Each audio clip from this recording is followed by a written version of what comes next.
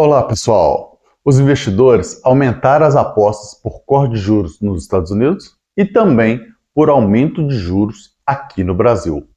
A questão da desoneração da folha parece que finalmente está chegando ao fim, enquanto o Ibovespa continua batendo recordes de alta. Meu nome é Fernando Franklin e aqui descomplicamos o mundo financeiro discutindo as informações mais relevantes no nosso resumo semanal de notícias.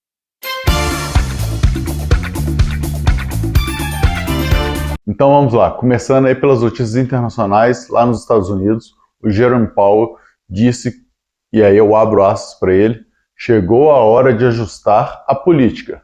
Minha confiança cresceu de que a inflação está a caminho de 2%. Mas ele está falando de política monetária, tá, pessoal? E também, ele foi lá e complementou, entre aspas, novamente, os riscos de alta para a inflação diminuíram e os riscos de baixa para o desemprego aumentaram. Isso aí está fazendo as apostas ainda mais altas para o corte de juros agora em setembro. Então é fundamental a gente ficar de olho em todas as informações, lembrando que é super quarta na próxima reunião, então a gente vai ter decisão do Copom e decisão do Fed, sendo que a decisão do Fed sai primeiro. E a gente já vai falar um pouquinho da decisão do Copom, mas primeiro vamos passar aqui para as notícias nacionais e trazer a pesquisa Focus, que está mostrando o mercado prevendo taxas mais altas para o IPCA e para o IGPM, assim como também uma leve alta aí no PIB. É importante, isso está acontecendo, se você vai ter até mais inflação, o PIB cresce porque ele é numérico, tá, pessoal? Então é importante a gente entender isso até o ponto que depois que a inflação começa a retrair a economia também. Tem esse ponto para a gente tomar cuidado. Mas tem também uma alta no câmbio, e isso é mais preocupante um pouquinho. O Selic continuando estável aí, mas a alta do câmbio, a gente está falando só de 5,31 por enquanto. Vamos ver como que vai acontecer. Ao mesmo tempo que a gente tem todas as informações aí na pesquisa Fox, saiu a segunda prévia de agosto do IGPM, e ela acelerou para 0,45% quando a gente compara com o 0,40% que a gente teve na segunda prévia de julho. Então é importante a gente levar isso em consideração. Não é muito, mas é relevante aí. Também vale lembrar das falas que a gente teve aí do Galípolo essa semana, que fizeram o mercado aumentar, aí sim, a aposta para um aumento de juros. Então é fundamental a gente ficar de olho nisso. Todas as falas têm convergido nesse sentido.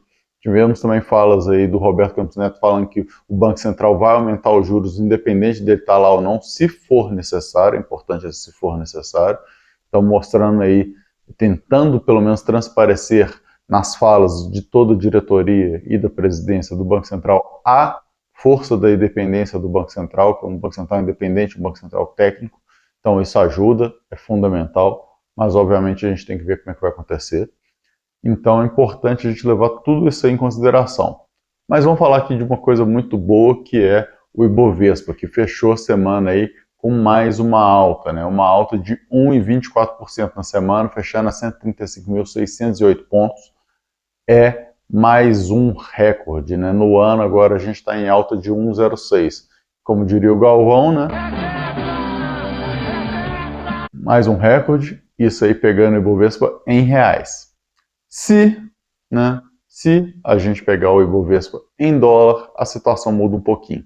Por que muda um pouquinho? Porque aí a gente está bem longe do pico que a gente teve lá em 2008 ou em 2011.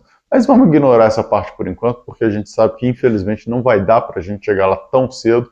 Tem muita coisa para acontecer para a gente poder comparar efetivamente em dólar.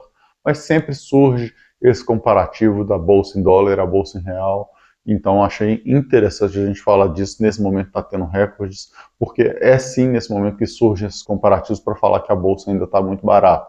É importante você levar isso em consideração e obviamente entender que não é tão simples bater os recordes aí em dólar, tá, pessoal?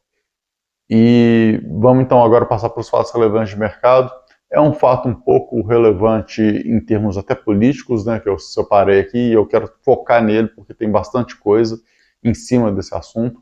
A gente já falou várias vezes aí a questão da desoneração da folha, já brincamos que é tira casaco, coloca casaco, tira casaco, coloca casaco, porque toda hora vira uma coisa, mas parece que está chegando ao fim, estão definindo. Por quê? Porque teve movimento lá no STF, teve movimento do governo, teve movimento das casas políticas, e agora a gente tem um acordo, entre aspas, aí, de todo mundo, com o Senado fazendo um projeto e apresentando e aprovando esse projeto, que vai seguir para a Câmara, é verdade, mas esse projeto volta, né, com a oneração da folha para os 17 setores aí que são impactados. Ele mantém a desoneração só até 2024, 2025 já aumenta aí cerca de 4%, né? Então, na taxa que vai ser paga da contribuição previdenciária. O texto que vai seguir ainda para a Câmara, é importante da gente ver o que vai ter de mudança. E aí vale lembrar, né, que a gente tem bastante coisa ainda envolvida ali nesse meio. Mas antes da gente falar um detalhe importantíssimo que eu vi lá dentro desse projeto, que é interessante da gente acompanhar, queria pedir para vocês para curtir esse vídeo, porque quanto mais vocês curtirem, mais os algoritmos entregam e a gente consegue chegar nas pessoas. Então é fundamental aí essa ajuda para a gente poder passar mais informações para mais pessoas. E se você estiver gostando, obviamente, do vídeo, né? Não vou pedir para você curtir se você não gostou. Mas dando sequência aí, para a gente lembrar que tem a compensação da perda de arrecadação, né? Porque a gente está postergando a desoneração, que é um ponto importante, porque já era para ter acabado, então está postergando. Então essa postergação necessita de uma recuperação em relação à perda de arrecadação, e também tem a curva de voltar aí ao normal, essa desoneração. Então a gente tem em 2025, por exemplo, retornando só um pedaço, não volta tudo. Então precisa ter uma maneira de compensar. Uma dessas maneiras que foi definida está lá na questão da atualização do imposto de renda, né, para você colocar lá do valor do bem patrimonial para bens imóveis. Ou seja, você tem sua casa, seu apartamento, não importa, você comprou ele por 100, está valendo 200, você pode pegar e passar esse valor para 200. Passando esse valor para 200, você vai pagar aí 4% de imposto de renda. Em cima disso, tá, que é importante a gente entender, em cima disso, você vai passar agora a calcular o imposto de ganho de capital a partir desses novos 200, tá? O que é interessante de se entender é que existem algumas regrinhas, claro, sempre tem regrinhas para ficar um pouco mais confuso, e no fim das contas, se você aumentar e vender o imóvel antes de 36 meses, ou seja, antes de 3 anos, você vai pagar mais imposto do que se você tivesse deixado o valor lá atrás normal. Agora, se passar desses 36 meses, deu 37 meses, aí sim você tem um ganho aí de redução de imposto no total, você como pessoa física. A ideia do governo, a ideia do projeto como um todo, é que esse aumento de valores da base de impostos aí que a gente pode fazer não é algo que vai gerar a arrecadação em si. Não é esses 4% que vai pagar agora para poder fazer essa atualização que vai gerar aí o negócio como um todo, mas sim a possibilidade de que esse aumento como um todo gere mais negócios imobiliários, porque vai ficar mais barato aí a venda, e aí, consequentemente, a gente tem um ganho de arrecadação pelo giro, né, do negócio, e não em si por conta desse aumento específico. Vale pensar muito bem caso a caso, o que faz sentido ou não para cada um, e aí estudar se, quando aprovado, com todas as regras definidas, que ainda tem regra para ser definida, o prazo para você poder fazer essa atualização, inclusive, se vai fazer sentido ou não para você ou para sua empresa, porque isso é tanto pessoa física quanto pessoa jurídica, só que pessoa jurídica são outros percentuais aí para pagar, que eu não vou entrar no mérito aqui agora. Pergunta para o contador, que é muito melhor. E então é isso, pessoal. A ideia era essa, passar essa informação completa aí para vocês.